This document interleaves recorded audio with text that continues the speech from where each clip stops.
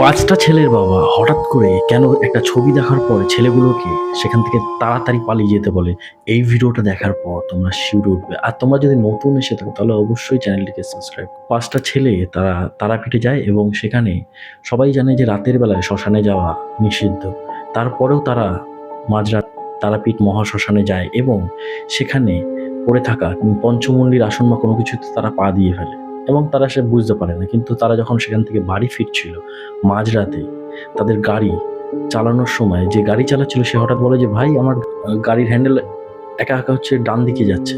তো সাথে কিছু বলার আগেই হচ্ছে তাদের গাড়ি অ্যাক্সিডেন্ট করে এবং তারা হচ্ছে গাড়ি থেকে বাইরে বেরিয়ে আসে। কিন্তু তাদের ভাগ্যবশত তাদের তেমন কোনো কিছু হয়নি। কিন্তু তারপরে তারা ঠিক করে যে সেই গাড়িটার ছবি তুলবে এবং তাদের ফ্যামিলিকে জানিয়ে দেবে যে তারা সেদিনকার বাড়ি ফিরবেন। তার জন্য তারা যখন ছবিটা তুলে তাদের বাবার বা মায়ের কাছে যখন পাঠায়, একটা ছেলের বাবা হঠাৎ করে সেই ছেলেটাকে কল করে এবং বলে, তোরা যেখানেই আছিস সেখান থেকে এক্ষুনি বাস ধরে পালিয়ে যা, ওখানে থাকিস না।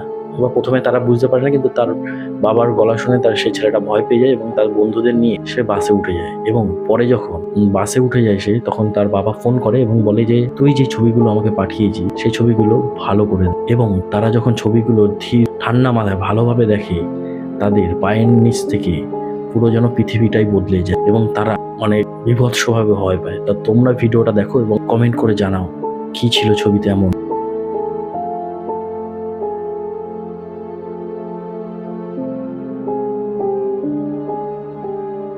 আর তোমরা যদি নতুন এসে থাকো তাহলে অবশ্যই চ্যানেলটিকে সাবস্ক্রাইব।